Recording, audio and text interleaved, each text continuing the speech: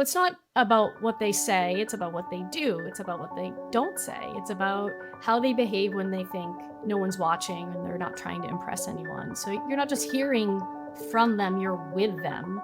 You're seeing how they lace up a pair of shoes before a run. You're seeing how they shop the shoe wall at their local run specialty store. You're seeing in real time what's annoying them, what's exciting them. And it's those small moments that I think unlock the biggest insights.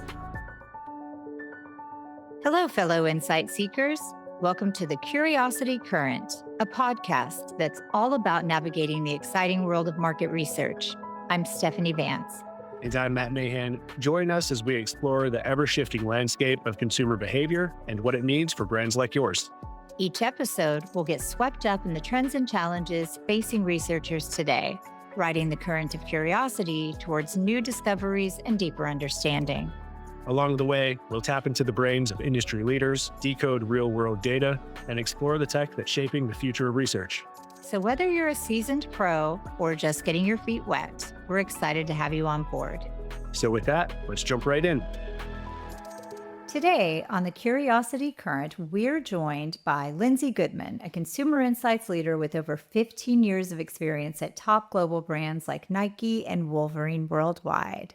Lindsey currently leads the consumer insights and market intelligence efforts at Wolverine worldwide, where she's driving innovation and product development for some of the most well-known brands in footwear and apparel, including Merrell, Saucony, and Chaco. Her work blends deep ethnographic research with cutting-edge digital tools, helping brands stay ahead of the curve by truly understanding what consumers want and need. We're going to be diving into how ethnography can uncover hidden insights, why democratizing consumer data is more important than ever, and finally, how Lindsey's approach is helping brands like Wolverine worldwide innovate and grow in a rapidly changing market. Lindsey, welcome to the Curiosity Current. Thank you so much. Good afternoon, or maybe it's good morning. I don't know actually where you guys are based, but happy to be here. Thanks for having me. We're happy to have you. We're very happy to have you. So you've spent years leading consumer insights teams at major brands, Nike, Wolverine worldwide, house of major brands. Ethnography really seems to be a core part of your approach. What initially sparked your interest in ethnography? Yeah, it's a great question. In my humble opinion, I think it's the most interesting and honestly the most fun part of the consumer insights playbook. Every party loves a good choice-based conjoint, but there's really nothing more impactful or more human than just talking to consumers in their natural habitat. It's kind of where everything clicks. You're no longer just looking at numbers. You're watching behavior. You're hearing emotions. You're seeing the environment that influences decisions. And so it really turns data into dimension, I think. And I think what first drew me to ethnography was that sense of immersion. I've always been curious, maybe annoyingly so, about the why behind behaviors. And ethnography doesn't just help you observe, it helps you feel what the consumer feels. It really creates empathy, not just insight. And so over the past year, I've done a lot of work helping our stakeholders across the organization understand what an insight actually is and how ethnography is kind of that secret door to unlock it. I kind of think of it as like a triangle model, if you will. So like the base is like data points, right? It's raw data. So let's say 60% of consumers wear sneakers to hike. That's a data point. It's interesting, but it's just a data point. If you go up a level, you've got findings, right? Like men are more likely to wear hiking boots than women. Okay, that's an interesting trend in the data. But the top of the triangle, that's where the insight lives. So in this example I'm using, we did a project with Merrell, and in talking to female hikers, we discovered that comfort and safety were super important to them, but shopping for technical hiking boots was really intimidating and it felt overwhelming, and they weren't sure that they saw themselves represented. So they defaulted to what was already in their closet. That's an insight. That's a problem we can actually solve. And that's something I don't think we would have uncovered by just looking at numbers. That makes a lot of sense. You would have had to climb, well, just like you alluded to, several ladders on the why journey to get there that you just couldn't have done in a traditional research approach. Yeah. I think it lends itself to like the narrative form too, which is so compelling to those of us who receive information. And just to kind of back you up on something where I feel like I'm going to sound like a mom who's talking about how much cuter other people's children is, which I know you're not supposed to do, but like I'm a survey researcher. I'm a quant researcher. I adore it. But man, I would rather sit around all day and talk about ethnographic research. It is so fun to talk about. So I can only imagine how fun it is to do. Lindsey, because you have worked with so many of these iconic footwear brands, Converse, Merrell, Saucony, just to name a few, with all these brands under your belts, I have to think you have a pretty snazzy collection of shoes. And I'm curious if you might want to share with us just a unique or memorable pair that you own. Yeah, I definitely have more shoes than any one person reasonably needs. And somehow I just keep accumulating them. But I'd have to say one of my favorites would be the Saucony Dunkin collab that we made for the Boston Marathon a few years back. Two iconic Boston-based brands coming together, running, coffee, donuts. It's just like peak Boston energy. These shoes, they were just decked out. They had the iconic Dunkin' pink and orange colors. There were sprinkles on the upper. It had a donut graphic on the heel. Even the shoebox was designed to look like a Dunkin', like a dozen donut box. It was awesome, and it sold out in like a couple of hours. I still get people asking me about them and where I got them. So that was not like a insight driven collab at all. That was just a Boston pride type of moment. It was a little bit of both, actually. So we did an ethnography a few years back with roadrunners, and we learned. I'm not a runner, and so I have this preconception of runners as being like health freaks, green juice drinkers, protein shakes, all this stuff. And what we found was that these consumers were not eating healthy to run better. They were running so that they could eat unhealthy. And I mean, like, these are some of the unhealthiest eaters I've ever seen. They basically are running for donuts and for beer. And I think what's so funny about this is it didn't matter where we were. We went to San Diego, Toronto, London. Someone seemed to bring up donuts everywhere we went. And so it was both hilarious, but also deeply insightful. And so I think that theme gave us that cultural permission to lean into that fun of the collab. And it really made it you feel playful and authentic, not forced. So yeah. That's super interesting. That resonates with me. I definitely run for the ability to just eat gobs of unhealthy food rather than particular health goals. Yeah, I hear that. I feel that. Well, cool. I guess kind of turning to, why we're really here to talk and get some insights from you, Lindsey, based on how you've approached insights in the worlds that you work in.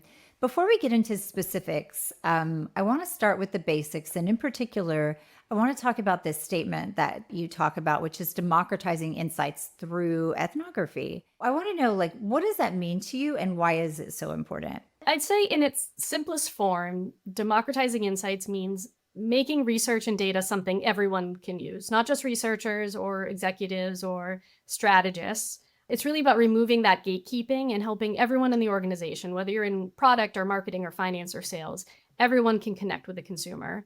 And I think ethnography is such a powerful way to do that because it doesn't require a background in research to understand it. It's just grounded in human connection. When you see a consumer's lived experience, what frustrates them, what excites them, what their real needs are, you can't unsee that. It just clicks. And suddenly it's not just a research finding in a deck, it's a consumer truth that you feel. And for me, that's what makes it so important right now. I think the companies that win are the ones that are consumer obsessed, and you can't build a consumer centric culture if only a handful of people ever meet their consumer. And so democratizing insights, to me, it's not just a buzzword. It's really a shift in mindset. It's saying, hey, you don't need to be a researcher to care about this stuff. You just need curiosity and access. That makes a lot of sense. I want to ask a question that's not in the script, and that is, what is it specifically about ethnography? This sort of intimate social science, if you will, that makes it so powerful, so sticky, even in a massive corporate insights environment. Yeah, I mean, I think it lets you observe people in their element. And it's not about what they say, it's about what they do. It's about what they don't say. It's about how they behave when they think no one's watching and they're not trying to impress anyone. So you're not just hearing from them, you're with them. You're seeing how they lace up a pair of shoes before a run. You're seeing how they shop the shoe wall at their local run specialty store. You're seeing in real time what's annoying them, what's exciting them. And it's those small moments that I think unlock the biggest insights. I have stakeholders that still to this day will like quote somebody that they heard in an ethnography several years ago and talk about how that completely changed how they approach their job. It's that kind of emotional resonance. It just doesn't come from pie charts or bar charts or focus group transcripts. It comes from shared experience.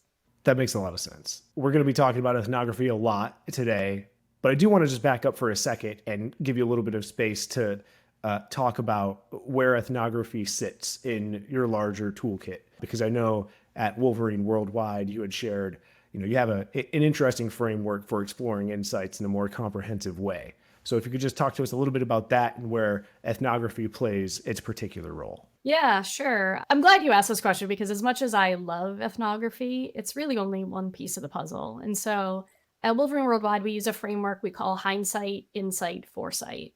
So think of it as kind of three overlapping lenses that, when used together, give us this full 360 view of the consumer. So hindsight is all about looking back, what has already happened. This is where our market intelligence team lives. They're analyzing sales data and market share shifts and competitive performance. It's foundational. It's important for us to know where we've been in order to know where we're going, right? Insight is the now. It's where we're digging into current consumer behaviors, perceptions, unmet needs, motivations, and ethnography fits squarely here. It's a tool we use to understand that human context behind the behavior that we're seeing in the numbers. And then there's foresight, which is probably the most interesting but ambiguous of the three. It's about identifying kind of signals, watching cultural shifts, anticipating future consumer behavior. It's not about predicting the future with certainty, but it's about preparing ourselves for the possibilities that may shape the market as we look to the future. So I can give you a great example of how these have come together for us. A few years back, our hindsight data showed us that Saucony had really strong equity in trail running, higher than you'd expect based on the level of investment we were making. So that was a clue. And then we launched a global trail running ethnography, and we found that trail runners were really burned out on kind of heavy, overbuilt shoes. They were craving something that still performed, but felt like their road running shoes, something that was lighter and simpler and more versatile.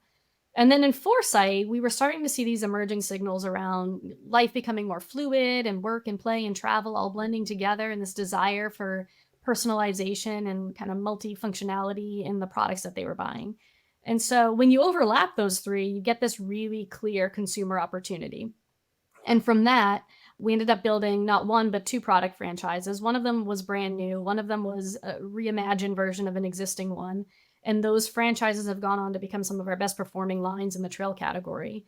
And so it's that triangulation that, turns insight into action. So ethnography is one part of it, but it's really powerful when you get all three. I love the sort of poetry of that trichotomy, but it almost seems like it's a way to ensure the findings that you're discussing have historical validity, have contemporary validity, and have longevity, considering all of the things that are going to change in an uncertain future. I think that's such a great, well-rounded way to approach your work. And I love it. Is that framework so built out that those three functions talk to, like, there's a lot of fluidity across them? Like, you just told that story, and I was so curious, like, is that by design? And that comes up like when things align across like hindsight, insight, and foresight, are you guys quick to see it because you've set up your framework just to be able to see those things? Or is it something that still takes a lot of work to triangulate? We are, because the three functions that represent hindsight, insight, and foresight live under me. So we're all on the same team. And so we're constantly talking to each other. And sometimes it doesn't work out as perfectly as the example I just shared, but at least the lines of communication are always open across my team. We're always talking to each other about what we're seeing, what we're reading, what we're doing, what is happening in the market, what articles are coming out about our industry right now. We're always talking to each other, and that, having that forum to share really just, it allows these ideas to come together and for us to catch these signals as they happen. Makes sense. To think about, then to get back into ethnography again, we're going to ask you a lot of nerdy questions about it because, again, it is so fun to talk about. But I'm curious, in your experience, if you could talk a little bit about how ethnography really does help uncover those hidden, unsaid, right? Not in a focus group, not in a survey, insights that we just can't get to easily in other formats. And in that same vein, do you have a particular example where ethnography revealed something about consumers or your customers that really did surprise you? Yeah, that's a good question. I think this is where ethnography really flexes its muscles, right? Surveys are great for scale, but they're limited by what you ask. You only get answers to the questions that you thought to pose. And those answers are usually structured and tend to be surface level. Focus groups, sure, they can help a bit more, but they also often fall victim to groupthink and dominant voices or consumers telling you what they think you want to hear. Ethnography, as we said earlier, really helps you observe people in their element.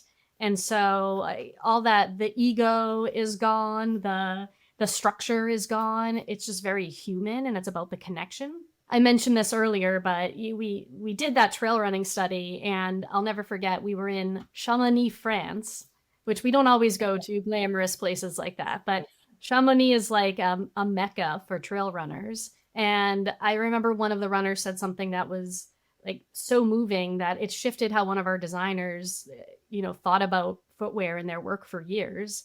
And I mentioned this earlier, like I have stakeholders that still quote me from that same runner long after the research has ended. I'd say like another really good example is, I was talking earlier about runners and how they eat. Another one that really stuck with me was how many runners, even those that were logging 50 plus miles a week, refused to call themselves runners. And we were seeing it in survey data. We were seeing we were talking to these people who were runners. They're running a lot. And we would ask them directly, do you consider yourself a runner? Do you call yourself a runner? And we were getting a lot of no's. The percentages were really low. That's so confusing. Why is that? It wasn't until we did ethnography and we were talking to consumers that we were able to uncover that something about that label felt elite and almost exclusionary. They saw running as part of their lifestyle, but not something that defined them. And so they were uncomfortable with that label. And that insight, it really made us rethink how we talk about running, who our messaging includes, or accidentally excludes. And it really reminded us that identity is a nuanced thing, and the brand language that we use, it really needs to reflect that. And so again, that's something that I just don't think you get unless you do ethnography. Otherwise, that just would have been sort of a data point floating out there that we would be confused about, probably still today. But ethnography really unleashes that deeper understanding. Was it that they almost saw it as an aspirational title that they had not yet achieved? Or was it just that it sort of brought up an image that they didn't necessarily fully associate themselves with? I'm just curious, because that would kind of have implications for how you sort of act on that insight. I think a little bit of both, but I think really it was more the latter. I think they think of runners as professional runners, just like elite competitors, people who were doing it for a living, people who were professionals. And so in some cases, maybe some of the consumers we were talking to aspire for that.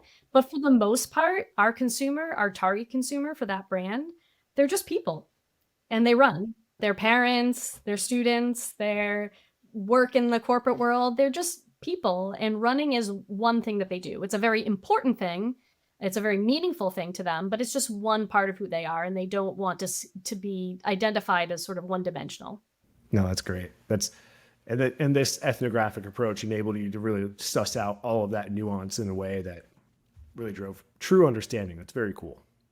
And I love, like you mentioned, and most importantly, it had impact for kind of the way you communicate about the brand and the value proposition. It even though changes the way that you do quantitative research, I imagine. Like you don't want to just qualify people in who call themselves runners. That would be a grave disservice to your larger audience. So yeah, super interesting.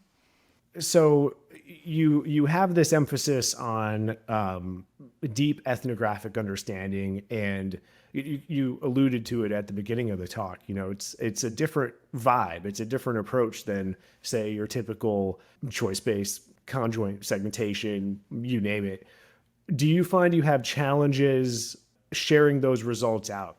When it comes time to actually tell the insight story, do you have ways that you have to go about really helping your stakeholders to understand the importance and to understand the finding, given that you're sharing it with them in sort of a different way? Yeah, that's a great question. I think one thing that we do here is one of the methods we employ is a process called 4D. It's rooted in design thinking. It's all about embedding empathy into the innovation process. And it really works beautifully for ethnography because it keeps consumers front and center every step of the way. I'll break it down for you. So the 4Ds are define, discover, dream, and design. And so first, we define what we want to learn. Maybe it's understanding the mindset of a trail runner or the pain points of a work boot consumer. Then we move into discover, and that's the field work. So we take cross-functional teams with us, which is key. It's not just the insight teams in a vacuum. It's designers, it's marketers, it's salespeople, everyone hearing it firsthand, whether that's in person, which we prefer, in-person ethnography, or mobile ethnography, which we did quite a bit of in the post-COVID era. And then comes dream, and this kind of goes to answering your question. We come back together in a workshop setting, and we start clustering what we heard together. So tensions, unmet needs, consumer quotes that stuck with us. It's not about my team presenting the insights to the team. It's about uncovering the insights with the team. And that shared ownership is what really makes it stick. And it helps feed into that last D, which is design. And that's where we use what we've uncovered together to spark new product ideas, messaging platforms, strategies. It's a whole journey. By the time we're done, the stakeholders are so immersed in it that they don't just remember the insights, they're championing them. They are advocating for them because they felt them and experienced them firsthand.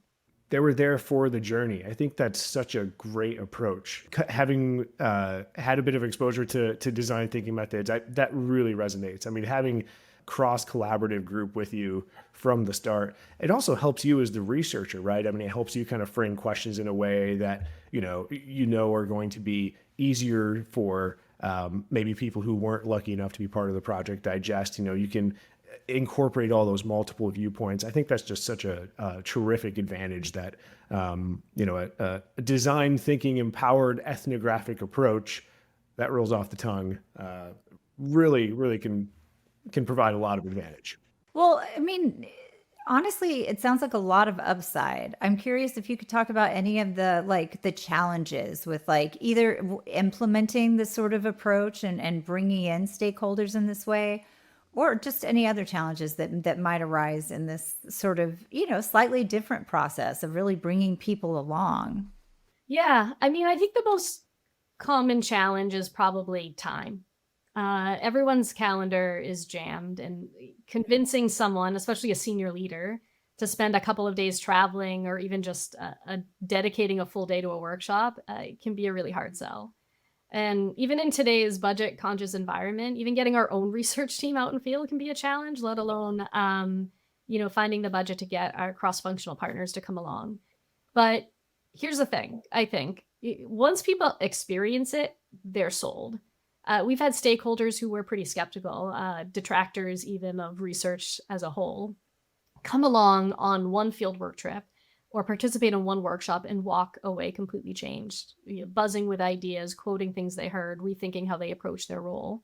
And so I think for us, to overcome that initial resistance, we rely on a lot of case studies and storytelling and proof points. We show them case studies where insights led directly to a successful product launch or a campaign. We highlight how the investment in time paid off tenfold in business impact. And honestly, we try to make it fun. This doesn't have to be a dry academic exercise. It's human, it's immersive. And once you've done it, I think it's really hard for some of our stakeholders to go back to reading research reports in a PowerPoint. I can see that. It occurs to me that, central to ethnography working is it is deep, it is intimate to a degree, emphasizes connection to a point that some other approaches don't. However, at Wolverine Worldwide, you have a house of brands where each brand has a very different target persona. How do you balance that? Because, do you have to tailor the ethnographic approach, or do you have to tailor your methods in any way, given that the consumers you're speaking to, it's so important to get to that deep level of connection, but they're just so different from one another?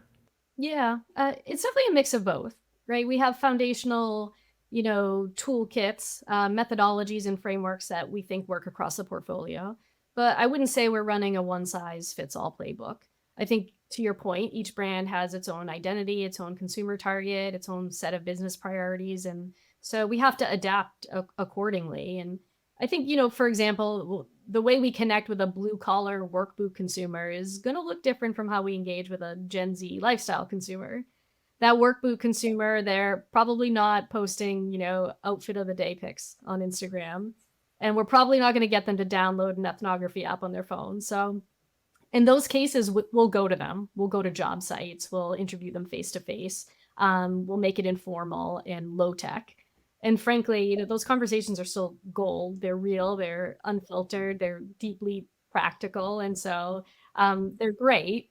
But contrast that with how we might engage a Gen Z consumer. They're digital natives. We'll use mobile ethnography. We can ask them to upload photos or create video diaries. They're going to want to show us their closets and their style rituals and, their TikTok or Instagram inspiration. Same core goal, right? Empathy and insight, but maybe different methods. I'd say, though, where we stay consistent is on the back end. How we're synthesizing insights, how we're sharing them across the business, how we activate them through things like the 4D process we just talked about. That's the system that creates consistency. But yeah, I'd say the front end approach, always flexes based on the consumer we're trying to understand.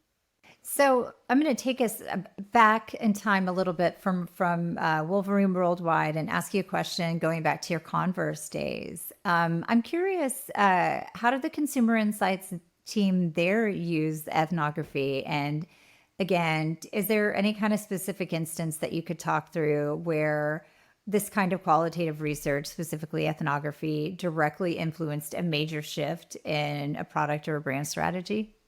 Yeah, Converse is such an amazing brand with such a unique fan base. Honestly, I have an example from Converse that's probably one of my favorite examples of ethnography in action. When I was there, we ran a global online community where consumers could engage with us and each other. We would use it for feedback. We'd pose kind of exploratory questions, trend spotting. The best part about it, though, was that it was interactive. So people could upload photos, they could start their own threads, they could comment on each other's stuff. It was sort of a window into their world that we didn't have to moderate or control. We could just kind of watch it unfold. And one day, a community member shared a photo of their Chuck Taylors, completely covered in doodles and hand-drawn artwork. And they talked about how they had worn them during this really meaningful time in their life and how each drawing was tied to a specific memory. And it wasn't just a shoe, it was like their personal time capsule. And what happened next was just incredible. So dozens and then hundreds of other members started sharing their own Chucks. Some of them were like signed by musicians or, colored with the Sharpies, or they, did unique laces, or they personalized them with patches or pins. And everyone had a story, and they were all telling this story of self-expression through their shoes.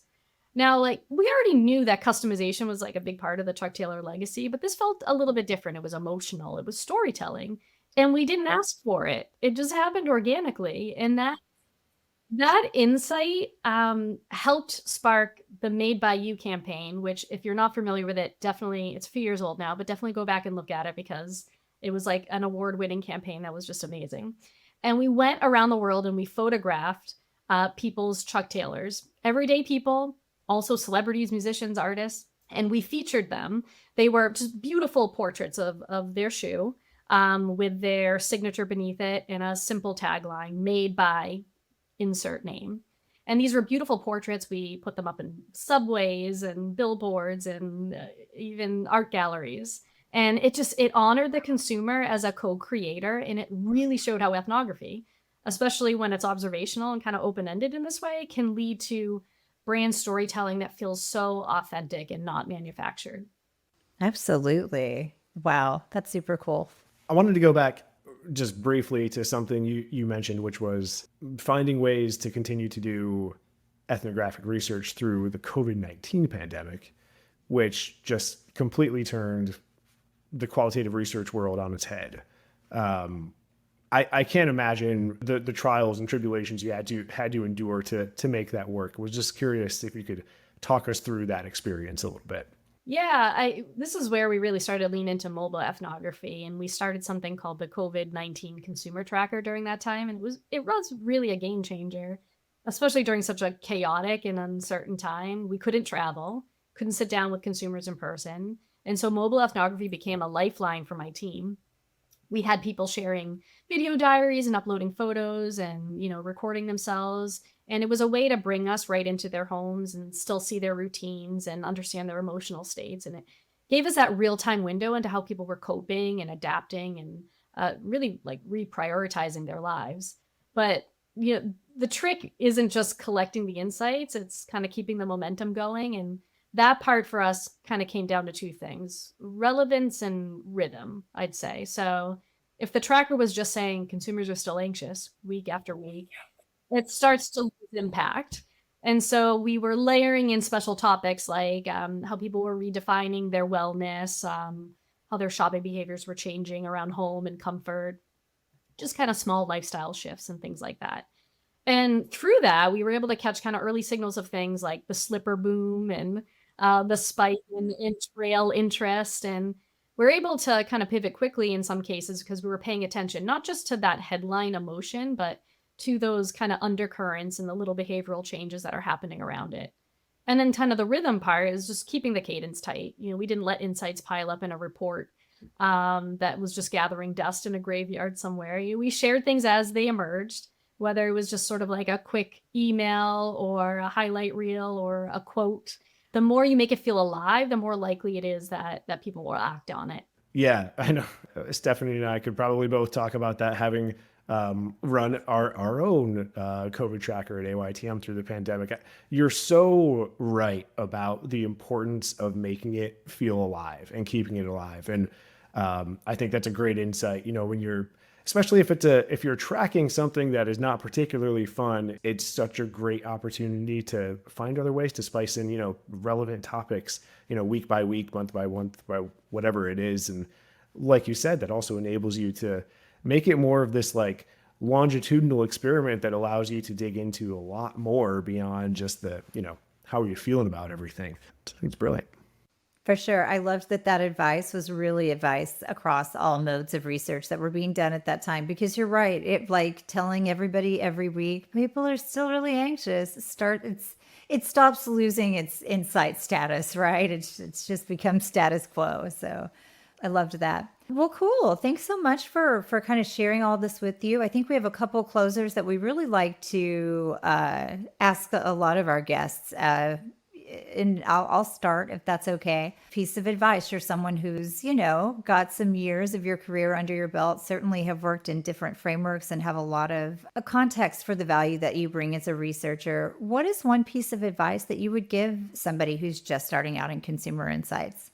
Yeah, I love that. I would say be curious, like wildly, annoyingly curious. It's the one skill you can't teach, and it's the one skill that will set you apart. Like, read everything, listen to podcasts, follow what's happening in your category and adjacent categories. I think great insights often come from really unexpected places. And the more inputs you have, I think the more valuable your outputs will be. And then just advocate for yourself. Ask to sit in on projects, volunteer to participate in workshops, request access to reports you're curious about. I would say most of us in this field didn't major in consumer insights. We learned by doing, by asking questions, and by having great mentors. So find someone whose work you admire, ask them how they got there. I think most people in this space really love to talk about what they do, so it should be easy enough. It's great advice. My closing question, it's the same question that's always on my mind. The way brands have been using consumer insights to inform their strategy has changed year by year by year. We're I think we're entering a space now where the rate of change is really accelerating, certainly in our field, more than others. What's sort of one shift that you see coming that you kind of have your eye on, and that you would advise others sort of track so they can be ahead of the ball? I think we're moving into an era where insights won't just inform strategy, they'll shape it in real time. I think this old school mindset of we'll do research up front and we'll go build something behind closed doors is kind of being replaced by more iterative, consumer involved approaches. I think that's especially true in footwear and apparel. I think this idea that designers just know what the consumer wants before the consumer knows what they want, I think that idea is starting to fade because consumers today are just more informed, more vocal, more influential than ever before. Trends spread globally in a matter of hours now, thanks to TikTok and social media. And so I think that means you need a research function that's really agile and one that can monitor behavior and mindset shifts as they're happening, to be able to bring those insights directly into the creative process. And I think, as an extension of that, I think we're also going to see a lot more like co-creation. So not just listening to consumers, but actually building with them, bringing them into the process, inviting feedback before a product is finalized, even, tapping into some consumer-led storytelling. It's certainly more work, but it's also a lot more meaningful. And I think consumers want to be part of the journey and not just be looked at as an end user. Lindsey, that concludes kind of the core of the questions we had for you. Loved having our conversation on ethnography. Really energized to kind of see that topic reemerge in the space. I know it's something that a lot of us who are just sort of naturally interested in studying people get really excited about. So really appreciate your insight and your take on everything. We're going to close us out now with our short sort of after show segment called the Undercurrent, which is where each of us just takes a brief moment to talk about something that is maybe tangentially related to our work in consumer insights, maybe not, but it's just something that we're geeking out about in the moment, and I'm going to share it with our audience here. So, Lindsey, why don't you take us away and get us started? What are you nerding out about this week? I love this. Lately, I've been really interested in this idea of longevity and specifically about how the 50 plus consumer is evolving and how outdated our cultural narratives about aging really are. I was at a conference recently and I heard Michael Clinton talk. He wrote a book about this idea of the new longevity. And no, he's not paying me to say this right now, but he shared a stat that I think I've heard before in different ways, but it really stuck with me. He said that if the US population aged 50 and older were its own country, it would be the third largest economy in the world, with over 15 trillion in spending power. And yet most brands are not marketing to them, or if they are, they're marketing to them like they're, on a cruise ship, drifting away into retirement. But the reality is, like, today's 50 plus consumer, they're working out, they're starting businesses, like they're buying high tech, they're doing luxury travel, they're into style, like, and they're doing a lot of brand switching. Like there are these like vibrant, active people who are completely misrepresented, especially in fashion and footwear marketing. And so I've just become like obsessed with this question. What would happen if we started designing for these consumers as they really are instead of who we used to think they were? And I just think there's so much massive opportunity there, and not just from a business standpoint, but just a cultural and a creative standpoint too. This is a generation that's being redefined in real time, and I feel like we're not paying enough attention. Are there particular voices, particular brands or, ad agencies, consultancies, whatever it is, that maybe are doing a better job of paying attention to this segment than others that you can think of? Like who should we go to? Who should we look to as the leaders if we want to affect this change? Yeah, I'm pretty soon it's going to be me because I don't know. I mean, I really mostly have been really influenced by Michael Clinton's work.